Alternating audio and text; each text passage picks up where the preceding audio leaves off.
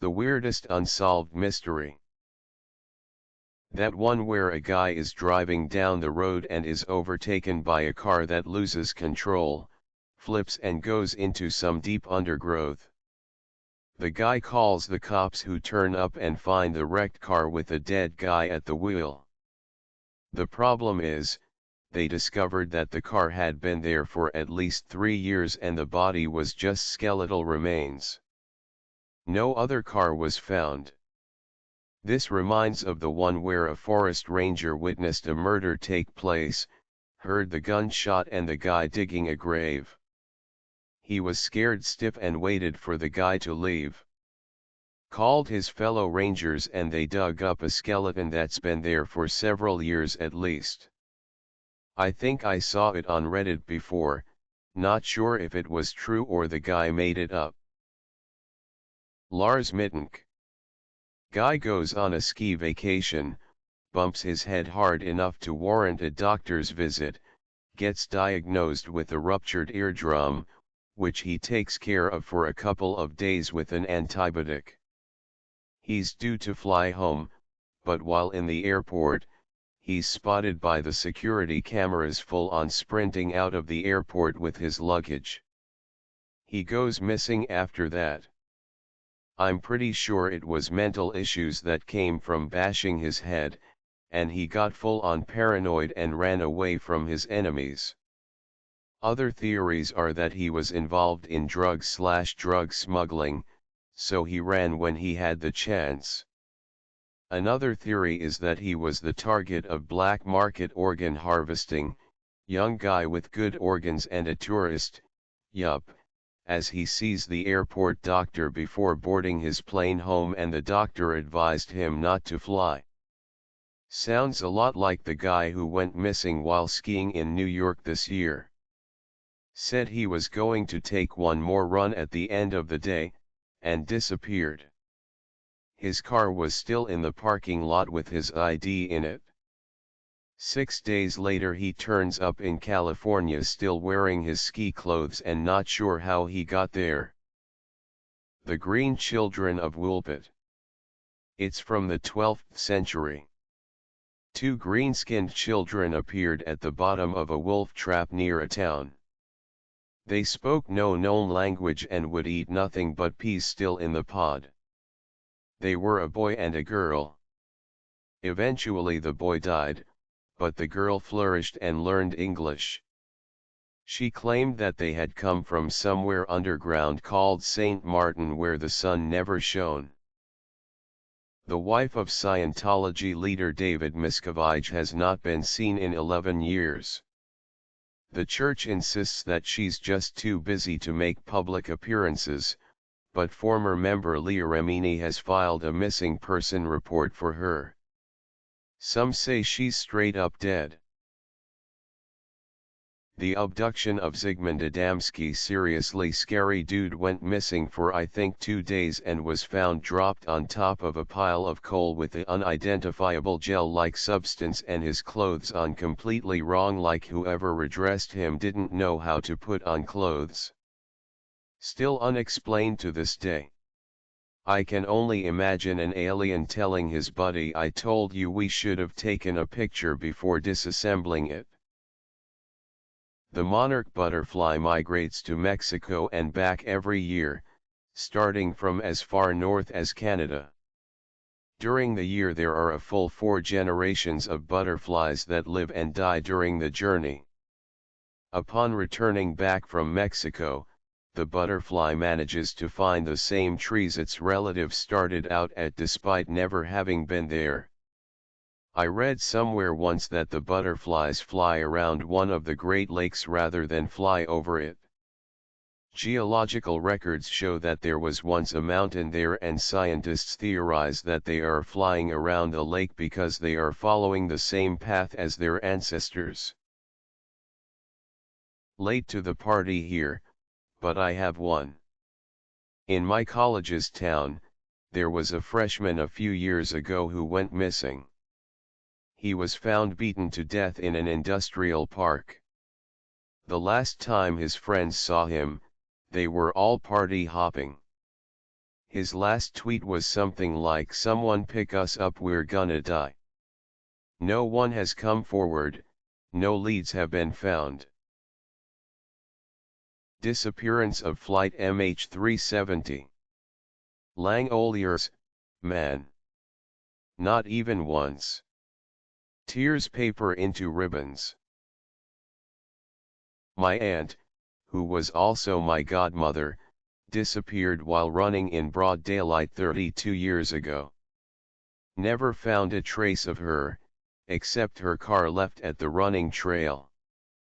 The disappearance of Frederick Valentich, an Australian pilot who was flying from Melbourne who disappeared without a trace. He reported that a giant metal circular object was hovering above his plane and air traffic control told him there was no other traffic on that route. Radio cuts out after a loud metal screeching sound and he was never seen again. The Australian government scrapped the documents of the event and the radio recording after it was accidentally aired on public radio. They told Frederick's father that they will allow him to see his son's body on the basis that he never tells anyone about what happened, and the media made up a fake story that the guy was obsessed with aliens, thus taking away his credibility for what he reported. All over England one snowy morning, hundreds of miles of hoof prints appeared in the snow. What was unusual was not only how far and wide the reports were, but where the prints went, across open fields and over rooftops, taking a straight path through everything where it would be impossible for an animal to make them. Still hasn't been completely explained. Santa. Only logical explanation. Andrew Gosden. The boy simply left his house, withdraw £200 from a bank account, took a one-way ticket to London and simply vanished. It is specially weird, since he never skipped school, he had 100% attendance there. Also, it seemed he went to London to watch a concert from a band he was a big fan. Also, he didn't took an electronic charger for his PSP, which suggests that he probably didn't expect to be gone for too long.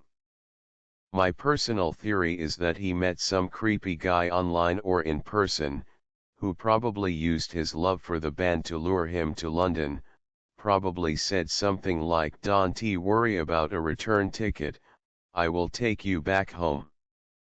Edit, sorry, the one-way ticket was for train.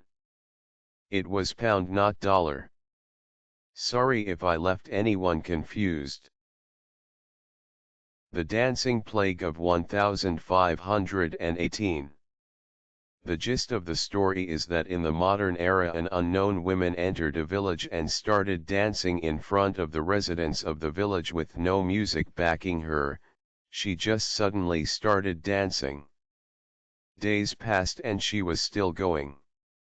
Other people join her and dance along with her, some even die of exhaustion. To this day it is still unknown what caused people to do this, and that really freaks me out. The current unsolved mystery of the Seminole Heights killer in Tampa. He's shot and killed 4 random people in the neighborhood so far. The city is very edgy right now. Reward is up to $100,000. I hope they find him soon. For $100,000 I hope I find him soon. What was investigative journalist Michael Hastings working on before his car suddenly decided to kill him via remote hacking? He had already taken down General McChrystal and said he was about to go underground because he found out something big. He even reported to his neighbor that he thought someone was tampering with his car. People believe he was working on exposing something about the CIA, and after the Vault 7 leaks, we found out the CIA definitely has and uses technology to remotely hack and control cars.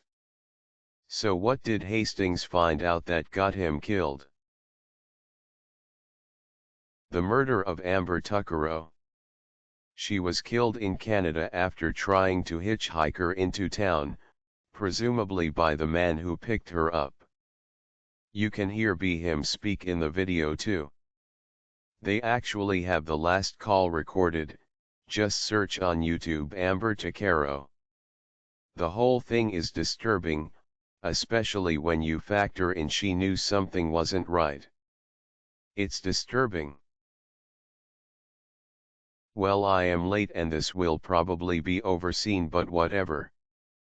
Bradford Bishop, ex-CIA agent who just snapped one day and murdered his whole family. Then drove the bodies over 200 miles to burn them. He was then last seen with a black woman. Last seen all over Europe. Several years on place 1 on the FBI's most wanted list, and he is still on the loose. Additional fact, the sheriffs described the kids' room in which they were murdered with a sledgehammer as the most horrifying thing they have ever seen. Star Palumbo. As featured on Unsolved Mysteries, a woman moves to Reno to pursue a new life. Long story short, mixes with the wrong people and comes up missing. Her car was discovered with drawings on the inside depicting her tied and gagged with bloodshed. Police also find letters she wrote stating the government was put to get her. Lastly, they found books on how to change your identity in the car. Perhaps not the creepiest, but it always irked me. The disappearance of Kieran Horman. Vanished 7 years ago from his elementary school, and to this day nothing has ever been found. Everyone thinks his stepmother did it, but so far nothing can be proved.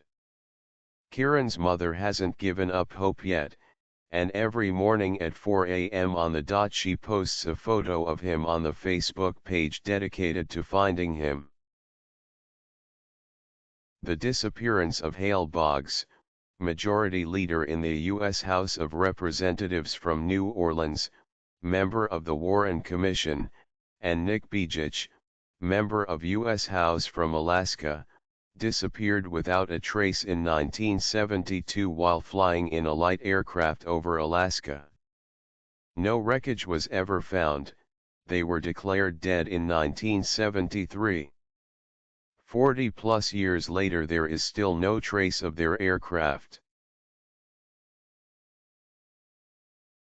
I worked with a girl at a local convenience store in Camden, New Jersey in 2003. She was 2 years younger than me. Worked 2 jobs, she worked at a Wendy's too, went to college part-time and helped take care of her family. One day she goes to take out the trash and disappears in October. Like she wasn't even wearing shoes, just socks. No jacket, no wallet, no money, nothing. No one has heard a thing. Never picked up her last checks, no movement on her social security number. There was a reward up for a little bit. It freaks me out. Like I had just been talking to her the day before. My high school English teacher told us a story about her friend that was a wildlife photographer. Her friend went camping by herself on a campground. The owner told her that there were no other reservations while she was there. So she'd be the only one. Well, when she got home to develop the pictures she took, there was a whole series of photos of her sleeping. Now that I retell this, it sounds like the owner of the campground was a creep. The Ustica Massacre of 1980. A Douglas DC-9 of Itavia Airlines that was flying from Bologna to Palermo exploded while in midair.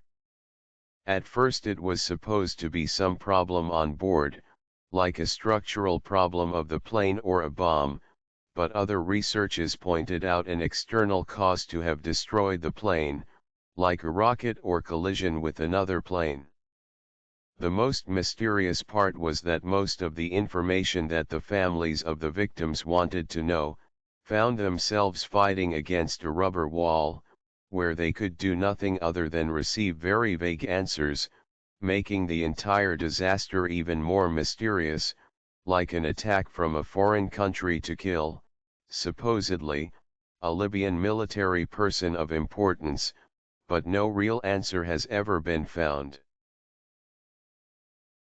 The Bobby Dunbar case, basically, boy goes missing, boy found, other woman claims the found boy is her son. Boy lives with other family anyway, because she cannot prove it. Descendant of Bobby Dunbar, does research and takes DNA test. The boy found, was not related to the Dunbar family. Unsolved part, then. Where's the real Bobby Dunbar? Elisa Lam, she was found dead in a rooftop water tank of the Cecil Hotel. The only reason she was found was because people were complaining that the water had an odor to it. I don't think anyone has been suspected, no one knows how she got up there. Then there's the security footage as well. Supposedly, some guy in the 1970s kept going to friends and police ranting that somebody was out to get him.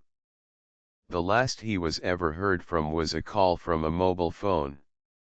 It sounded like he was running and somebody was chasing him. The biggest mystery here is how he had a mobile phone in the 70s, now it's a time travel conspiracy. That one kid who doesn't show up to class and somehow gets credit for the group project.